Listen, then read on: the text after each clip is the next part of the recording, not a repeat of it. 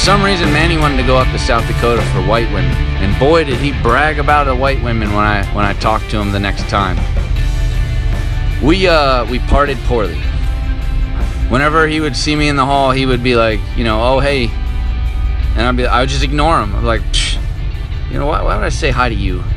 You blew it to me. And so he graduated, he left, and I think 2 years later, our students like to come back for, Christmas break. They get to see everyone and reminisce, and we usually like seeing them. But this was weird. I was in the weight room. I used to work out after school in the free weight room. Thank you, taxpayers. No, it's just working out. I would work out in the weight room, and he was there. And we just, you nod, you know that there was stuff that went on, and you're over it, but you might not be. And I don't know if I was, and I still am pretty tough on him, even 8 years later, 6 years later. So we had a very, very, very good personal trainer as one of our football coaches, and he was an incredible motivator, and he had this special workout that he wanted to test on us. And it was a workout where you had a partner, and on the board were 10 different achievements. And some of the achievements were things like, you have to battle rope for 1 minute and 30 seconds, which, by the way, most people last about 30 if they're doing it right. Another one was, squats, 50 squats. And so I think one were these things called gorillas, which, if you know what a gorilla is in personal training, you know what the hell that is, because you never forget gorillas. They're very tedious ab core workouts. And so what we would do is one person would be inside the weight room attempting to get through these 10 things, and since they were impossible, you had to switch off. It would be whoever's turn it was, they would be in the weight room, and the other person, and this is the real kicker, would be outside running in a small square, like in a square area. And every time you finished the square, you had to do, like, I guess they're called mountain climbers, where you stationary climb a mountain, which is pretty much running in place, but your knees are coming up to your chest as you're in a push-up position, as I described that wonderfully. And so I have to tell you that the bonding that it required to finish this workout, it was almost like in Fight Club, his name was Robert Paulson. You went through such an ordeal. I have to tell you guys, I thought I was gonna die doing this workout, because you don't want to let each other down. You want to stay inside. Even the kid that pissed me off, I wanted to stay inside as long as I could to prove to him I could do this for him, and I feel that he was doing the same for me. This coach brought me and Manny back together, and we talked it out, and we had the same conversation we had today, sort of. Today got a lot deeper, which was, you just didn't know where I was coming from, Teach. And I was just like, you didn't know where I was coming from, because I wanted you to work as hard as you could to the end, get the GPF. We both knew that we both cared. And so today I'm out on the tennis court. It's been 6-7 years. He's helping out the football team, and he was walking by, and I start joking, because you always joke about the stuff first. Just like, oh, look who it is. And the whole, come on, man, like. And so we started talking, and the conversation was wonderful. He's like, don't stop doing what you're doing.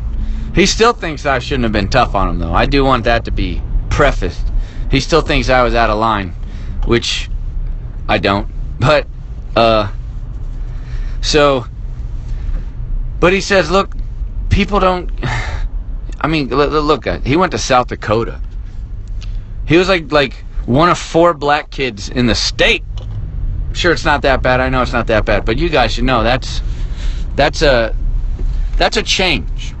And I'm sure he met people that had assumptions about him, and even that him and the guys did end up having to leave the team because one of them or two of them got in trouble, and they sent all the Florida boys home, which is, by the way, his description. I didn't poke into that too much,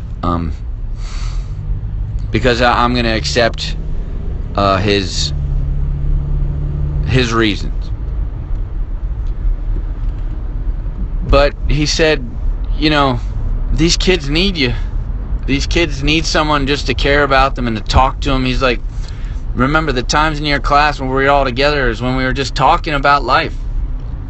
How to succeed, how to help each other, how to deal with the fact that you're a minority, or how to deal with the fact that things are changing. We were approaching the first few years of our first black president, and there were lots of discussions to have.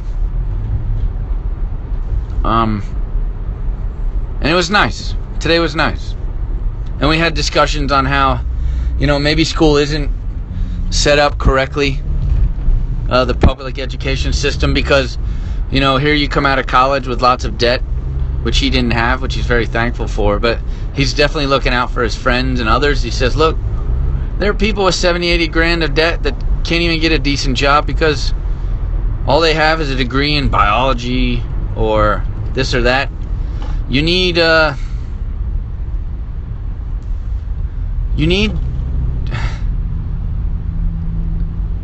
trade skill and I'm digressing here. You need time, like an internship or a partnership or a ride-along program. We need more of these things that connect colleges and or high schools to the future job you may have. And it would be perfect because it's almost, you don't have to pay them. It's terrible maybe for the job market at first, but then you have people who come out of college that are ready to be hired, because experience is what everyone asks for. And he made this argument. He's like, we don't provide experience. We provide a 9.5 by 11 piece of paper. And I agree with him. A lot of these kids in my fourth period, they don't have a future if we drive this down their throat.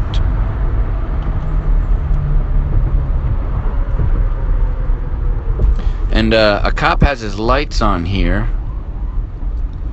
and is weird as just crossing traffic, and now he's driving forward in the empty lane, of which I'm going to now follow him because I'm getting off in this exit only lane today to go to the circus. And let's see if anyone even gives a shit and pulls out of his way, because then of course I have to wait until they come back into the road. And no one got out of his way. He went into the shoulder. That's so weird. People didn't even get out of his way. Oh shit. Whoa, that was very close to being an accident right there. Good move though, bro. You just crossed like 2 or 3 lanes of traffic, barely missing the utility van that you pulled around. The cop's still chilling in that left lane. And this is where all these people think I'm a douche, but I'm really exiting, so don't be angry at me, folks. And yeah, it was good to see Manny today, but he's right. We need to start looking in different places for the future of our kids. There are kids that are not, they're not college folks. I had a meeting today also with a parent, and the parent's from Trinidad, and he is a beast, man. When he shakes my hand, and it's like crushing. I love this guy. He is a beast. He said, I have a daughter who's got a 7.1, at this school, in a college and stuff. But my son that's in your class, we've done everything we can. I'm not sure that he's going to follow in those shoes. And I said, I've recently started to get off this boat that everyone needs to go to college, because not everyone should. It's sometimes it's a hoop, and on the other side of the hoop is a lot of debt. Oh wow, this is why. That looks to be a kind of interesting Accident? That's a lot of cops for an accident. That is a lot of cops for an accident. Folks, here we go. We're going to do the announcement here. We have cops running around. We have people looking at cars. One cop just ran to get a medical strap. Oh no, those aren't the medical straps. Those, oh shit, I've seen those before. I'll tell you that story in a second, folks. This is the thing they put on you if you're unruly. And what it does is it zips you up into a fucking pretzel. And you cannot move. It's like a body handcuff. And that's what they're getting out. This might be a homeless / drug thing who's causing problems in traffic and may have gotten hit or something. But they are wrapping him up, or her. I didn't see, and I'm moving away from it. So, wow. Never a dull moment in this town, folks. Welcome to the city.